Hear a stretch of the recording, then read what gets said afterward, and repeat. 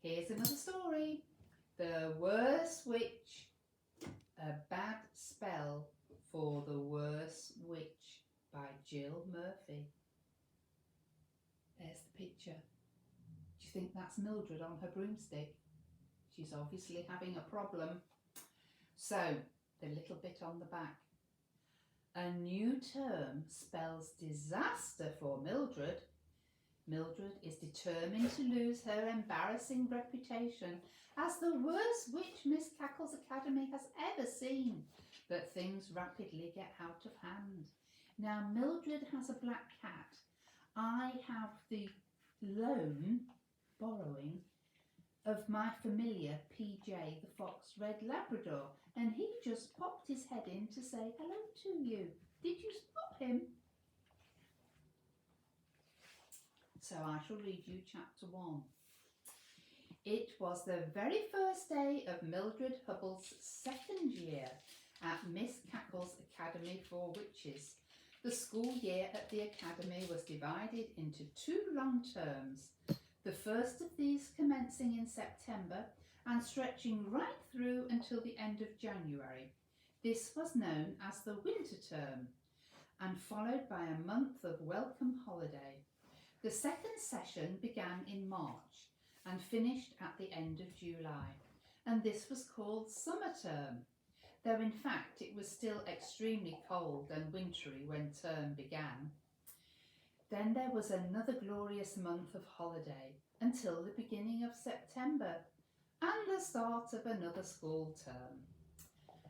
After her disastrous first year at the academy, it was something of a miracle that Mildred was returning there at all. She was one of those unfortunate people who just seemed to invite disaster whenever they were. Despite her efforts to be helpful and well behaved, Mildred had an uncanny knack of appearing to be the cause of any trouble which was occurring. And it must be admitted that there were occasions, particularly when her rather wild imagination ran away with her, when she managed to turn some peaceful event into a scene of total disaster. However, this year Mildred was older and hopefully wiser. At any rate, she was more full of good intentions than ever, and she was quite determined to lose her reputation of the worst witch in the school. Arriving on her broomstick at the prison-like school gates, Mildred peered through the railings into the misty playground. For once she was early, and there were only a handful of girls in the yard, all stamping their feet. Oh, it was cold. They were huddling in their cloaks to try to keep out the bitter cold.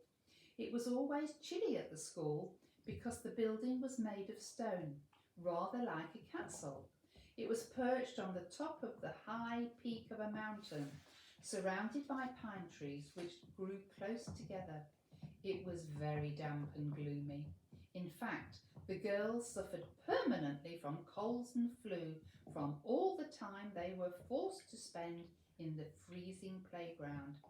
Healthy fresh air, Miss Drill, the gym mistress, would bark, herding the sneezing and coughing girls inside.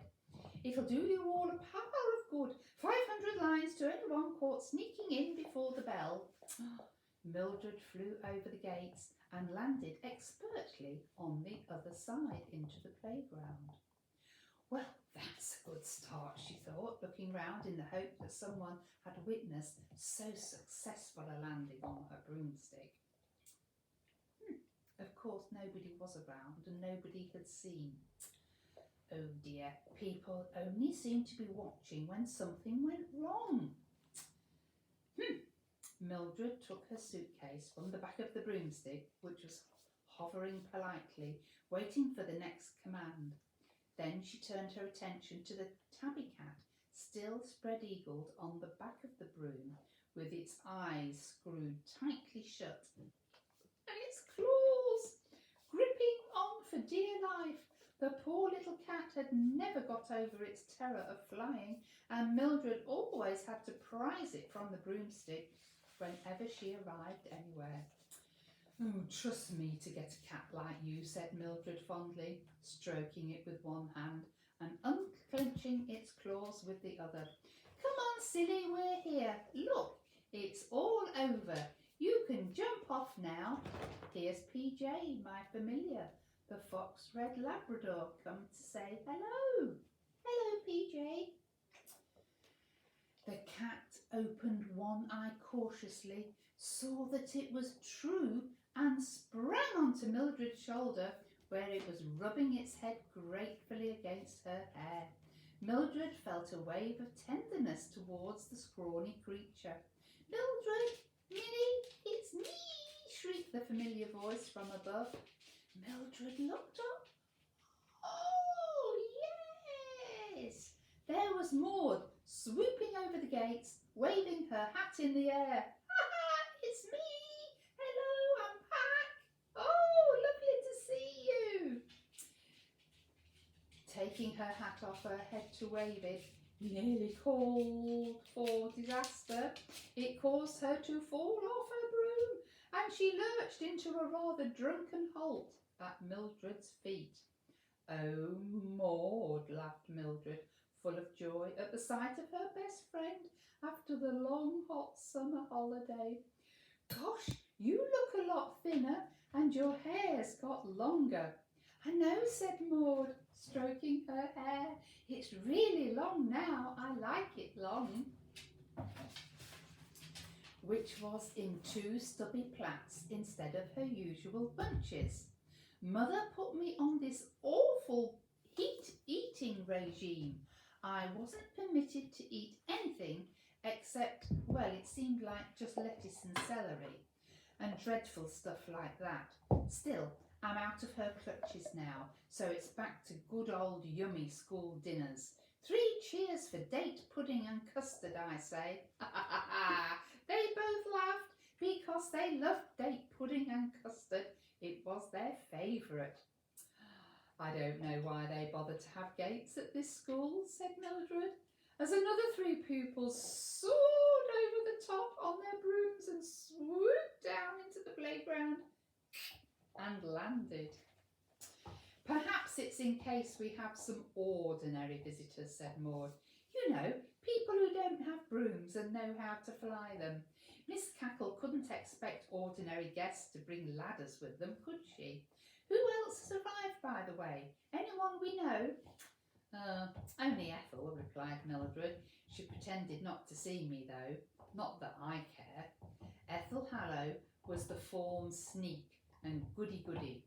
It was hardly surprising that Mildred felt unfriendly towards her after all the mean tricks Ethel played during their first 2 terms, including almost getting Mildred expelled on 2 occasions. Oh, look, Maud, said Mildred, indicating 2 small girls in brand new hats and enormous cloaks, which nearly touched their brand new shiny boots. Uh-oh, they must be first years. Look at them. Don't they look little? To think we were like that, said Maud in a motherly way. It makes me feel quite old. The 2 first years were standing close together, looking lost and shy. One of them was glancing nervously around, and the other was trying unsuccessfully to stop crying. They were a very sorry-looking pair. Both were thin and weeping. The one weeping had a pinched, pale face and wispy, mouse-coloured hair. The other one had brilliant orange, frizzy bunches for some reason. The weeping one reminded Mildred very strongly of someone else, though she couldn't quite think who that was. Let's go and cheer them up, shall we, suggested Mildred. They can't help being new, poor things. Remember how awful we felt when we arrived? Feeling very grown up and helpful, Maud and Mildred sauntered casually over to the 2 pathetic little girls. Hello, said Mildred. You must be new. Yes, chorused the girls. Mildred patted the snivelling one awkwardly on the shoulder. Don't cry, she said. It isn't that bad, you know. Unfortunately, Mildred's kindly gesture only seemed to make matters worse, and the girl burst into deafening sobs and flung her arms around Mildred's waist. Mildred was appalled.